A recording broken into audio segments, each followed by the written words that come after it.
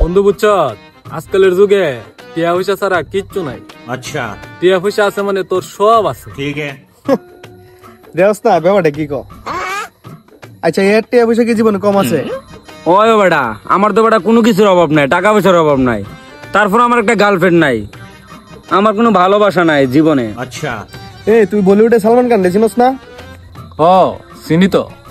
তো সালমান খানের কি টিয়া পয়সা কম আছে? ক টিয়া পয়সা আছে, নাম দাম আছে, কি বডি ফিটনেস, একটা সুপার হিরো, কিন্তু দিন শেষে কি এর একটা বেডি নাই। বন্ধু তুই কথাটা ঠিকই কইছস, টাকা পয়সা দিয়ে যদি সবকিছু হইতো আজ ঐশ্বরিয়া সালমান খানের বউ হয়ে থাকতো। বন্ধু টাকা পয়সা কোনো ম্যাটার না, বুঝছ? জীবনে ভালোবাসাটাই স্থায়ী, টাকা পয়সা কোনো স্থায়ী না। আজকে তোর কাছে আছে, কালকে তোর কাছে থাকবো না, কিন্তু আচ্ছা। ভালোবাসা তোর কাছে সারা জীবন থাকবো, বুঝলি?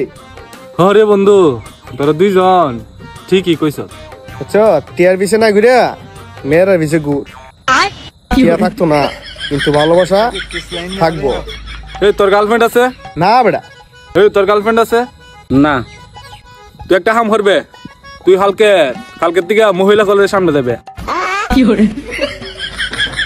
আর তুই তোর যাতে হালকে মেয়ে স্কুলের সামনে দিবি। আর আমি গিয়ে কলেজের সামনে দাঁড়াই থাকুন। भाई साहब ये किस लाइन में आ गए आप? চাকরি টাকরি ঘুম খাওয়া দাওয়া সব বাদ, খালি ফ্রেন্ডের কাছে গুড়গুড় গুড়গুড় গুড়গুড় শুনুক।